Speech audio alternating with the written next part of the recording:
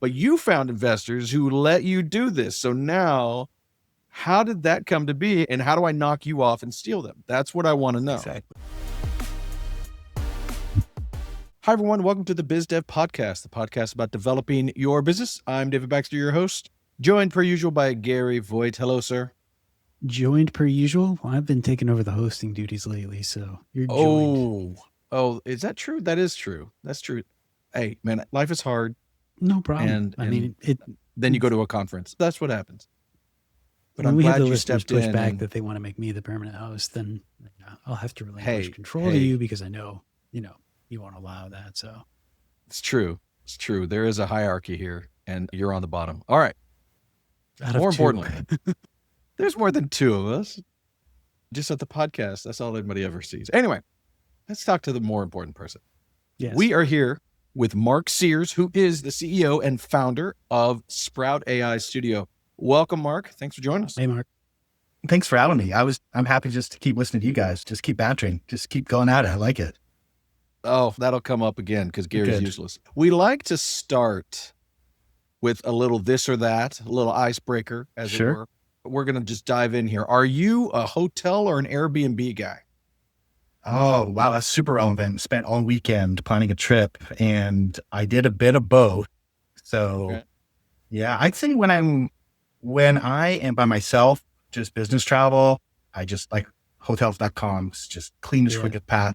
And it's family. It's definitely Airbnb, just getting a little more room, a little bit more unique kind of spaces. So yeah, I like to have a few tools, but we'll also use both. I guess that's hedging. That's I feel like I'm That breaking the makes rules. total sense. No. Yeah. Hey, they're happy to take your money however you do it. Yeah, that's true. Sports, watch or play? Less of both than I would like the last many years, but I'll stay play. Yeah, I need to get out and do more, but Do you have a sport of choice that if you could play, you would go do it? I'm reliving my volleyball years with my middle school daughter out in the front yard right now. So they've got a net set up. And so, yeah, that would be that, and ping pong in the basement with my son. I don't know if a table tennis, that's a sport. I don't know. Table tennis. Oh, hey, that's an Olympic sport. Exactly. There you go. My That's kind of funny. daughter. No, go ahead, Gary. Tell I was real gonna say, volleyball stories. I started playing volleyball again with my daughter in middle school because she got into it. And David is a table tennis master. No, I am not. Oh my gosh, no, I'm not. He claims to be. I do not claim anything of the He sort. brags about it all the time. I do have a ping pong table in my house, and right now it has a bunch of stuff on it. How expensive to is my your wife's racket, chagrin. David? That's how we know. Are we talking like $25, $75, $150? This is TMI. So our ping pong table is actually our dining room table that we had custom made to be the exact dimensions of a ping pong table. Okay, that So is next level. With That's that dedication. came ping pong paddles that were custom made with the table. So that's a little bougie. And he tried to laugh me off. Right. Yeah. I'm Yeah, sorry. yeah. You caught Deep. me. I'm in deep there. But my wife is the one who actually plays. She's much better than I am. That's cool. We use the cheap ones outside of those few. Anyway, excuse me. My volleyball story is very similar to yours, except for my daughter wanted to play volleyball. We went and bought her a volleyball. We played one time. She decided she didn't like it, and that was the end of volleyball. So it's a little different than y'all's story. Yeah, that happens. That does happen. All right, last one we're throwing back here. Are you a Nintendo guy or a Sega guy back in the day? That finally an easy one. Nintendo, all the way. Nintendo? Yeah, All right. all the way. Yeah. You were a Mario guy, not a Sonic guy? Is that what you're saying? Yeah, I do Sonic, but yeah, no, we all the way up till today, we still have the Nintendo Switch and still get down for the odd family Bobble 4 or Mario Kart kind of streaming match. And so, yeah, that all the way back to the original Super Nintendo. Yeah. Coke and I got Nintendo. to beat because I'm clearly older than you. You can always tell how old someone is by the consoles that they owned. I started with the Intellivision and the Atari 2600, which makes me old. Not as old as Gary, though. Gary started with stone tablets and wishful thinking. All right. So, Mark, tell me about Sprout. Yeah, that is That's the new journey is Sprout AI Studio. And it is a fun player coach season of life, of career for me. We are a venture studio, a startup studio. So it's a fairly new flavor where we are both an investor and we are builders, operators. And so we actually help co-found new AI ventures. I do 8 of them in 4 years. So about 2 or 3 new startups every year that we launch. And we do it as a co-founder. So we actually find great entrepreneurs and we bring them into the studio. For that first year, we'll put in about 500,000 to $1 million in pre-seed money. And then we've got a studio team that comes alongside to really help that first year to accelerate the initial build out. And so that model for me is just like a kid in a candy shop of not just allocating capital and investing from a distance, showing up for a board meeting every 3 months, but also not having everything on your shoulders as the only entrepreneur for a decade. And so that sweet spot of can we, after going through and doing that for 20 years, being an entrepreneur, can we as a small team, there's 3 partners and we have a studio of 10, 15 as we get fully launched, come around an entrepreneur and really help accelerate during that first year. So yeah, we're having fun. It's a different model, obviously just well-timed. The idea of Sprout planting seeds at a key opportune time of this amazing new tool that we have to solve problems in AI. So what stage are the startups coming to you at? Are they just an idea? Do they have a prototype? Are they already on the market? Where are they at? They are anywhere between someone who is literally just in transition. So they know that they're probably leaving what they're doing now. They might be actively searching for an idea. They have a problem space and they're ideating. They may have a prototype. They may have taken a little bit of friends and family money, but we get right from the very, very beginning, as early as we possibly can. And oftentimes we also are building internally too. So we have a series of ideas that we're starting to build out, and then we bring on a co-founder specifically for a venture as well. A lot of different ways, but it's all very initial. Correct me if I'm wrong. The model of venture studios is you invest time, money, expertise, and you get a majority, if not vast majority, ownership of said idea. And the co-founder who, let's say it was someone, not one that you grew yourself, that came to you, that person now has a minority stake in the idea, but they get to ride along with you and your team. Is that accurate? That would be what's been fairly common kind of in the initial venture studios, maybe the last 10 years, but it's actually shifted. So we've realized that we take a sizable amount of equity, but we usually give the majority to the founder. So it's not 10%, but it's also not majority. So we can have a pretty sizable amount. Both we take some equity as a co-founder and we take some equity as that pre-seed investor. And that doesn't usually add up to a majority, but it's enough that we have a lot of skin in the game.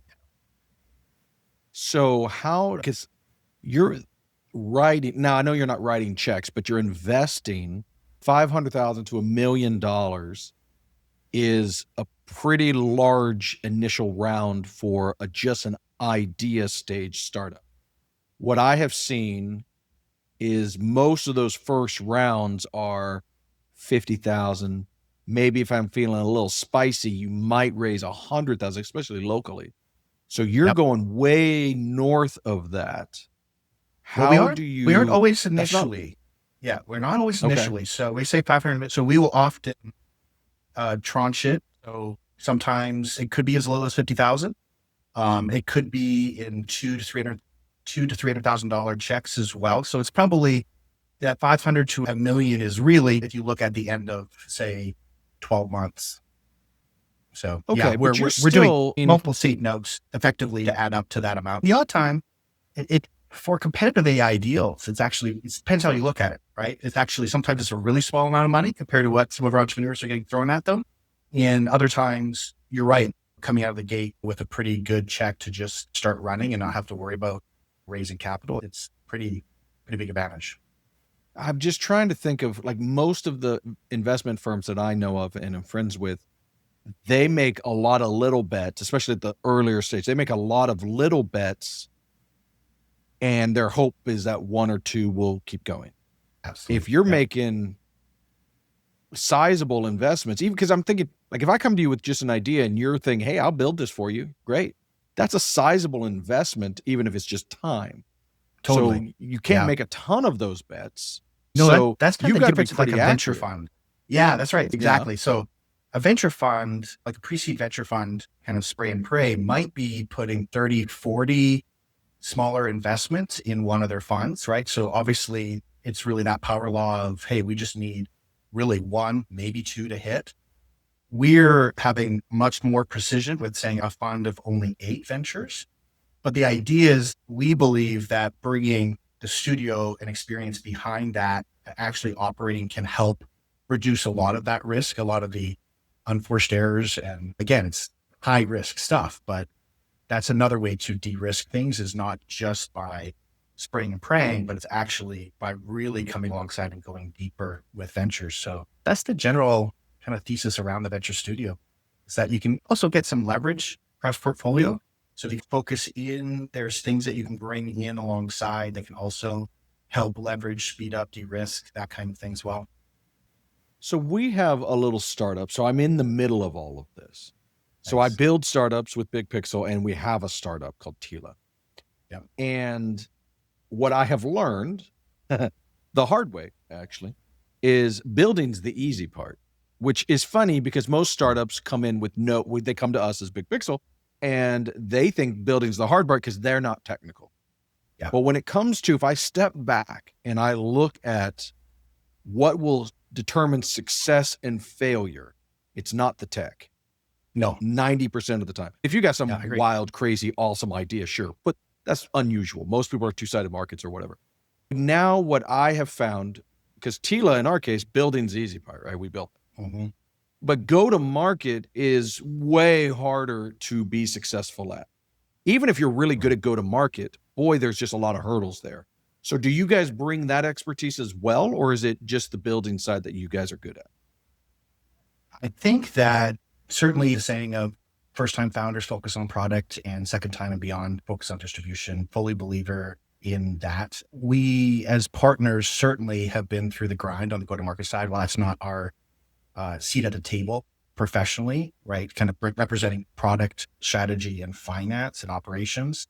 Really that first year, it's not necessarily building the go-to-market as you would think, right? It's much more on, I think where you're going as well, it's really how do you test and validate if this is going to have the desirability, the feasibility, and the viability to actually continue, to have a shot to actually make it into orbit.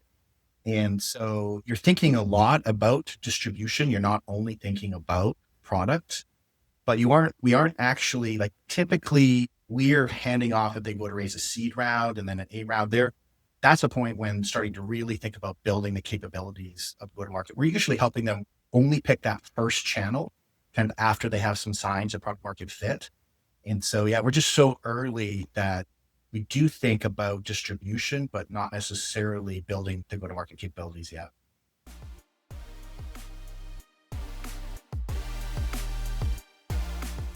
We believe that business is built on transparency and trust. We believe that good software should be built the same way. Big Pixel is a 100% US-based, fixed-fee, custom software design and development agency built on transparency and passion. No offshore handoffs, no surprise invoices. Just a team that treats your problem like it's our own. UX and design are core to everything we do. Not a phase that gets handed off, but a discipline that runs through every decision we make. We bring the expertise to build what your business needs, and the clarity to know when AI and technology help and when they get in the way. We provide our clients honest assessments of where they are and how they can get where they want to go. Your idea deserves the right team. Let's talk, plan, and create something that truly works for you. So when I'm a founder and I come to you guys and you guys now start doing the heavy lifting, what's my job?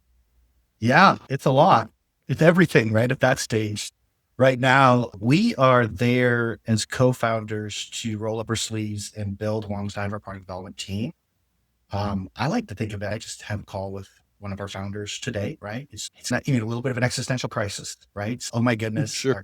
our Those happen. competitor raised a ton of money in the space. We're using them as a comp. We're super excited, getting validation, getting ready to go raise money. And all of a sudden they completely pivoted out of our space and we don't know why. And so it's just like, how am I going to actually go and raise money? So honestly, a lot of it certainly is they are the CEO, the co-founder, the founder that's leading this thing. We're there to, again, be there day to day, week to week, not just kind of month to month or quarter to quarter. So yeah, we're not running it. We're just pretty heavy, skin in the game there, helping wherever we can. So I have a few questions there. Yeah. So I will transparently admit I'm jealous. I had the idea, this was 13 years ago, maybe 12. I might have been a year into the business at that point. I had the idea that all I needed for Big Pixels to be successful is to find an investor that would see the value that I brought as a quality builder and make a relationship where I would say, hey, investor goes to them and says, I'm going to give you $250,000, but you have to use Big Pixel as your developer because I want that quality. Yeah. And then Big Pixel has this ongoing relationship.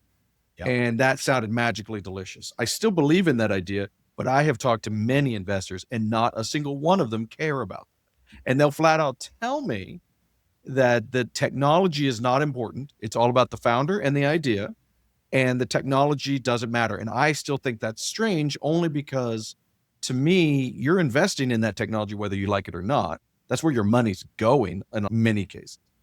And so wouldn't you want it to be built well rather than cheap? I'm wrong, clearly, because they all tell me the same thing. But you found investors who let you do this. So now, how did that come to be? And how do I knock you off and steal them? That's what I want to know. Exactly. Yeah, no, it is very different raising a fund, right? So raising money as an entrepreneur is already hard because you're having to convince people both where you are, where you've come from, the traction you've made, and what the potential is moving forward. At least you've got something to work with. When you're raising a fund, you have nothing, right? You're like, oh, we think we're going to find deals like this. And so you're really raising a blind pool of money, and that's very hard. You have a reputation. That's yeah, all that's all. it's That's all you explained have. to me. Yeah. It really, unfortunately, that's really we had opportunity with my previous business to return quite a bit of capital, a good return to some investors. And so it makes it a lot easier when you make that phone call and say, hey, doing something new. And that's pretty much what you have to go on. Wish there was a better answer, but yeah. No, I still don't like it. I don't like it. My idea is solid. I just need someone to believe in it. Anyway, so the next question is, how did this get started? I know it's a relatively new venture. Yeah. How did you get into this? Yeah. So it's hard to talk about Sprout AI Studio without my previous adventure, which was a company called CloudFactory. And so I'm Canadian. Me and my wife got married 2006, she celebrated her 20th. So this is like this is the 20-year origin story in 2 minutes. We got married and a year later went for her work to the Middle East. We were in Doha, Qatar. And I was running one of my startups from there remotely. And we met some amazing Nepali friends from Nepal. We we're expecting that, never been there. But we weren't married, did have kids. So we were married, but didn't have kids yet. We thought we could travel. It's be a great opportunity. So we got to go to Nepal to meet our friend's family there for a 2-week vacation.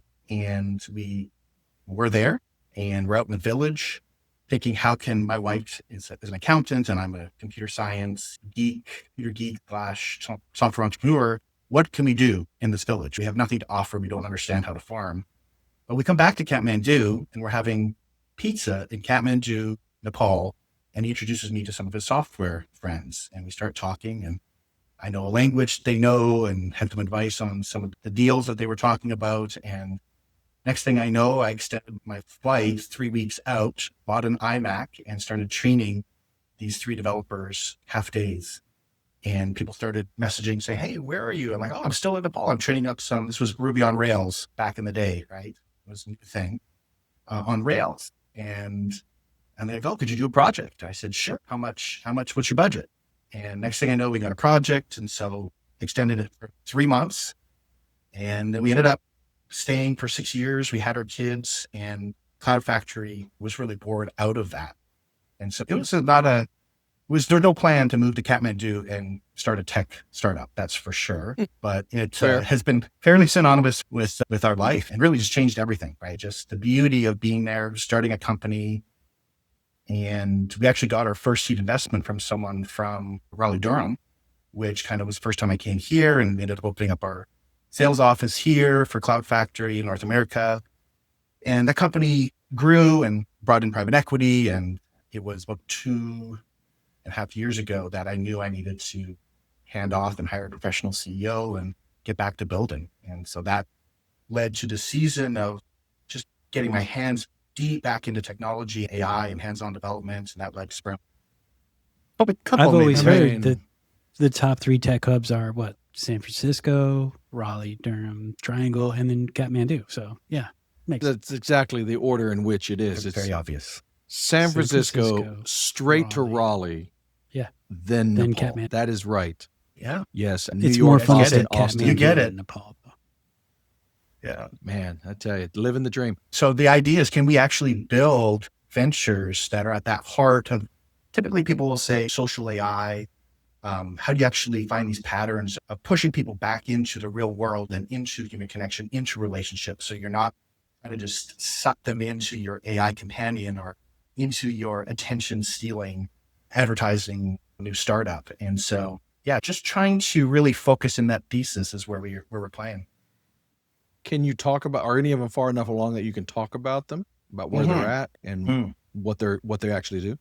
Yeah. So always good to get an example. So venture number 1, again, is CC, which is really just became not necessarily standing for anything. It's just the letters CC because it's text messaging. So it's actually, it's just a number that you add to any chat.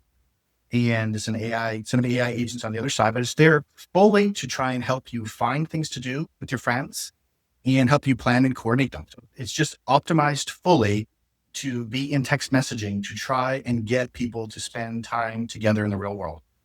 Real simple. All it does is just, it's there. It gets to, you do a quick onboarding and it's there looking constantly, it's looking for things for me, my wife to go do for a date night, or for my family, got 2 young teenagers to go do as a family, or with buddies or colleagues, looking for things in those different group chats and just nudging, saying, hey, I'm out there scouring everything happening. We're here in Raleigh, Durham. So everything that's happening here, according to the group's preferences, trying to get you to say, hey, guys, we want to check that out. And then if you do, great. How do we actually coordinate? How do we find time to schedule and do things, logistics around that, actually book it? So yeah, just fully optimized, no download, no app downloads, just there to try and reduce friction in spending more time together with the people in your life. So that's a consumer social play. One of those people would be paying for CC? No, it's not actually. It's right now, like every consumer tech play, you're not sure exactly which business model will or won't work. Our best guess and where we're starting now is actually, it feels really aligned with the mission. And it's just simply, we get commission affiliate off of things. So we're sending links to Ticketmaster, right? We'll make a little percent if they book off golf tee times. We get $1 for every open table. We make like 80 cents or no, actually less than that for Fandango movie tickets. So there's all these sort of very small commissions, but the whole idea is these are things that people are typically going to go do anyways, or maybe they work because they didn't know was happening. And we'll see where that, it's very likely there is some sort of freemium type model that emerges. But right now the idea is to keep it open and just try and get people go out, do things. They use our links and make a little bit from that. Nice. That sounds really cool, actually. Yeah, it does. Go ahead, Gary. Oh, I was just going to say, I'm already thinking of all the ways it could. You said it only exists in chat now, but if there were like a higher tier model, maybe not something you'd have to pay for, but if it starts integrating with all the apps on your phone versus their phones, it starts coordinating and planning things together based on your calendar and stuff like that. Yeah, I could see potential for that to be almost like your personal fun assistant. Yeah, that's good. Yeah, that's exactly. I would say our personal social concierge, or I like the fun assistant. And we've got calendar integrated. It's pretty cool, honestly, just to see that negotiation behind the scenes and navigating that aspect of coordination is Yeah, challenging. one teenager is, no, I can't, I'm busy. And then it's like, no, actually you're free Saturday. There's nothing on your calendar, so we're booking you. Yeah, which sounds cool until it happens. And so that's what we're in deep right now. It's anything like getting these agentic systems. Yeah, the mission up in the behind it prototype. is really cool. Yeah. It's super hard, right? A lot of companies, right? We have 6 weeks to create a prototype and we're a year in deep on evals, trying to figure out how do you have this thing not be annoying or disruptive or leaking privacy, all these challenges with these non-deterministic systems that are so powerful. And yet when you bring them into the real world, it's just super, super hard. So we've been grinding it out, learning about that the last year. And that's helped us into Venture 2 is Tables, which is tables.host. It's only invitation right now, but it's more on the business side, the organizations of saying everyone's feeling the strain of cold call is dead, cold email is dying. How do we acquire new customers? And so we're actually trying to bring back kind of the oldest school way of just getting people together to eat, to break bread, to get together for dinners. So how do you run exec dinners or relationship dinners just very consistently, mostly targeted at professionals from law firms, kind of VCs, private equity investors, a lot of different industries that are just very relational. Can you get a group of 10 people consistently around a table, around a topic, out at a restaurant? So really just built a platform and again, kind of an AI concierge just to really help make that super effortless so that it can become a growth channel for a lot of those businesses. And so that's when we get excited about, right? You actually get back to a place where growing your business is like a real thing where you go out and actually meet and talk and drink wine and eat with people. Wouldn't that be amazing if that was a way that you could grow your business? And a lot of people do it. A lot of people find that it really does add a lot of value. It's hard to attribute, hard to measure it. It's hard to do it consistently because it takes a lot of overhead to actually manage all that. So that's what we've been grinding out, building those tools with AI to say, how can you get people back face to face? There is a local guy, you might know him, Parker Mays. Everybody seems to know Parker. No, he's a Raleigh guy more than a Durham guy, but he is on this quest to have 100 dinners with 100 startup founders in 7 different cities. And it's all part of getting to know them. And then potentially maybe because we're meeting and you like all this and they all kind of work together and business occurs. It reminds me of what you're saying. It's getting back to getting in person. I do think, especially in the younger generations, my son is 20, so I feel this pretty acutely. There is a real strong desire to get away from their screens and do things back in the old ways, quote unquote. And I think that you're going to start to see a lot more of that. That's just a prediction, an obvious prediction. Yeah, we're right there with you. I think that's where does this all trend? It just feels, it's just going to be bots talking to bots. Well, it is, which is going to create this humans. which is going to create this huge demand for that kind of embodied presence and just the things. Yeah. Anyways, I love the stuff I know you guys geek out on as well, but it's as we nerd out about it all the time. Yeah. It's just, it's the show actually. it's just such a moment in time. And so as intelligence becomes like this commodity on tap, what becomes valuable? So what's more scarce is what's going to become most valuable. And so we look at trust and presence and belonging and wisdom and all these things, empathy, right? And I think all of that does lead back to this desire for some kind of a presence economy after an experience economy, very likely. We're seeing trends now. We think that's where it's just going to continue to go, but we think it's a good thing. Well, Mark, with your experience starting your own stuff and helping other people start their own stuff, what would you say are your top 3 pieces of advice for a new entrepreneur or founder? Yeah, no, it's always a good question. We touched on already. And the first one I would say is do the hard work of testing things up front. I have skipped over that so many times. It's just so easy because it's fun to build. It's easier than ever to build. And so jumping in and just building is so tempting.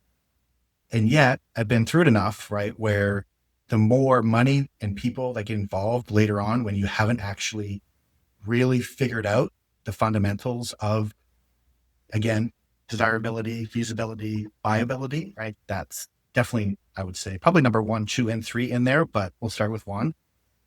I think probably in some ways would go back to what we also said is product is really important, but distribution is even more important. And thinking through distribution as part of that early stage, and often the one I think that's overlooked and becoming more and more important is that channel play. I think there's so much opportunity of thinking about AI agents and channels, and just the opportunity of like just building an agent with so many channels to market by really being pick and shovel of other agents. It's just a huge business opportunity. And I think the third one is probably similar to that idea of before you put a decade of your life into something is make sure you really understand the why. I always encourage, I mentor an accelerator, and then with our founders, we write a kind of a pretty deep narrative on the why why should this thing exist? What are we trying to do in the world? Thinking philosophically, thinking culturally, thinking like, why does this thing need to exist? And it's just a little bit of that breadcrumb, I think, that is good to come back to whenever things do get hard, because obviously they get hard at so many different moments. It's just, there's something that you spend a lot of time to really lay the 5 whys down to say, why does this need to exist? Yeah, I don't know.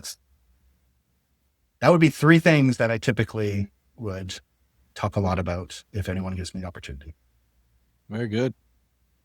Those are 3 good pieces of advice. Not the typical ones we get, which are very good. More diverse answers on this, and the philosophical why I think is also a great one.